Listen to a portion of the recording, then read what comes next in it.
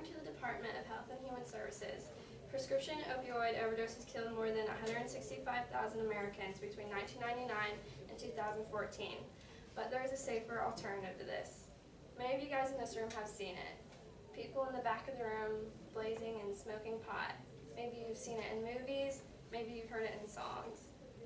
But some of you might have even done it yourself. But it's going on, yet it's still not legal. Why is this? If we were to legalize pot, it could help cancer patients, for it is the only pain medication that can increase your appetite. It could also help ease the pain and treat people who have HIV and AIDS. Pot is also known to cure epilepsy, which can happen to people from when they are infants all the way up to their elderly stages in life. We need to lessen the bans on medical marijuana, especially in Indiana, because we are a home of over 90 hospitals, and of which we have Indiana's University Health Cancer Center, where we do a lot of research on cancer, and we try to see what can help cancer patients, what can ease their pain, and we're also trying to find a cure for cancer. We are also an agriculturalist state, and one of the main cash crops for Indiana was tobacco and corn. But once those lessen, maybe marijuana could be our new cash crop. It could also lessen the black market, which would help our stocks, which could also help us economically. Quote unquote, a study in 2014 of the states that permitted medical marijuana between 1999 and 2010 had an average of 25% fewer opioid overdoses than the states where it remained illegal. So why haven't we done it yet?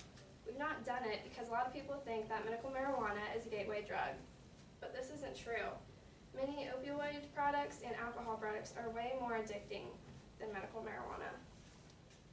By comparison to pot, alcohol abuse killed over 88,000 people annually from 2006 to 2010, and it once was illegal in the Prohibition era, yet it became legal. So why hasn't medical marijuana become legal yet?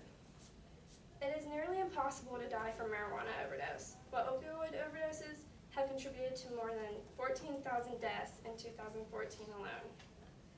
Legalizing marijuana could also be economically beneficial, because according to HuffingtonPost.com, we could save $13.7 billion. This would mean that we could tax per ounce of marijuana sold $1. This could also help with tax revenue, which we could use to help fix schools, fix roads, make new bridges, and help everywhere around Indiana and hopefully in the U.S. Visualize. Imagine a soldier who just came back from Afghanistan. He lost all 3 of his limbs and broke his remaining arm. This actually happened to Jose Martinez. He said he traded in 150 pills a day to medical marijuana to cope with his PTSD.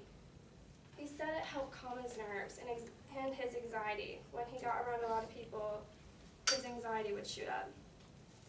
He uses his story to help legalize medical marijuana around the states, because among our VA patients, overdoses are twice the national average right now. 7 states are moving to legalize pot, and California just did. As you all know, this is one of the hot topics that were in the election. So I asked you guys in our class, as we are all going to be adults soon, to make Indiana a pro state for medical marijuana. For the people's sake, take my words and make them your own. Let's go pro. Make Indiana pro for medical marijuana. It can be more helpful than bad. This is such a hot topic right now. It's going to have to be our generation that either makes this go or makes it fail. So please, when you guys are 18, vote yes. Thank you.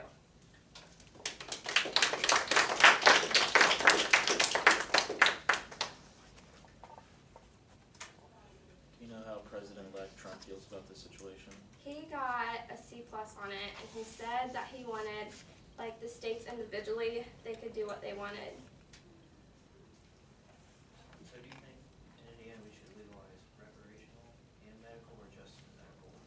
I feel like medical should be definitely legalized. I'm a little iffy on the recreational.